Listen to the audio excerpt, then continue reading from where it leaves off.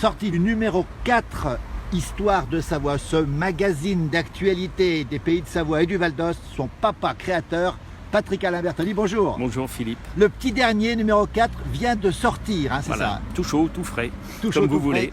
Alors, plein de choses dans ce magazine, on va montrer en exclusivité, bien sûr, avec un article incroyable sur Madame de Warens, le diable au corps et au cœur. On ne savait pas, Patrick Alain, ça. Jean-Jacques Rousseau le savait, et d'autres, et d'autres. Oui, son sort était infiniment plus enviable que celle qui avait une autre forme de diable, des dames, des femmes sous les États de Savoie accusées de sorcellerie, qui furent torturées pour qu'elles avouent leur compromission avec le malin, et qui ensuite furent exécutées, notamment sur le bûcher. Madame de Warens brûlait d'un diable beaucoup plus sympathique aux yeux, et pas seulement aux yeux des gouvernants de l'époque. Eh ben, on en saura plus là-dedans.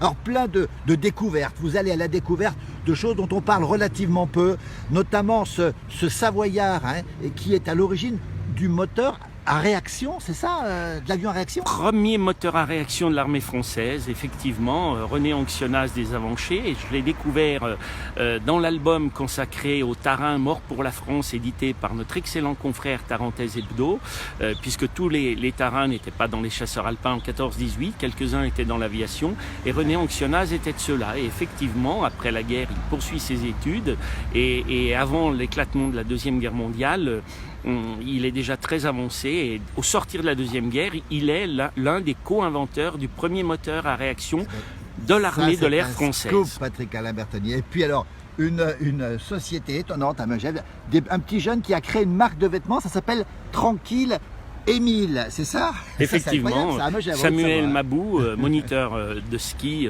a créé la marque, et maintenant l'étend grâce à un investisseur à la côte atlantique, vers Biarritz exactement, et donc cette petite grenouille qui est son emblème saute de plus en plus loin et de plus en plus haut. Alors on va l'ouvrir, Patrick Alain Bertoni. Et puis là-dedans, vous rendez hommage aussi à des écrivains savoyards. On pense à Patrick Breuzet qui vient de sortir un roman, et Philippe Montillet, c'est ça. Vous n'oubliez pas tous ceux qui font les pays de Savoie, et puis le Val d'Ost aussi, on va le préciser aussi. Allez voir, tiens. Voilà. On va.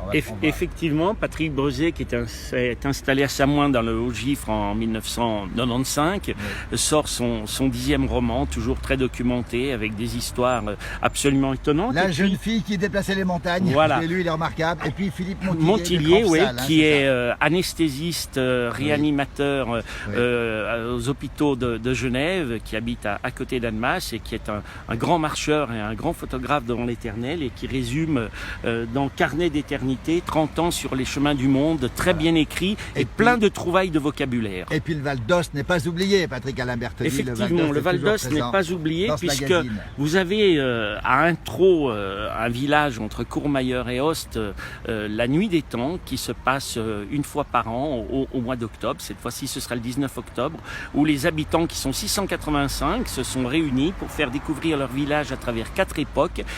Tout feu éteint, tout feu public, j'entends, et à la lanterne. Donc voilà. On n'en dit pas plus, on s'en rappelle, on peut le trouver. Ce magazine qui vient de sortir, le numéro 4, exclusivité, partenariat avec la Place du Village. Regardez le partenariat Place du Village. Merci Patrick Alain Bertoni.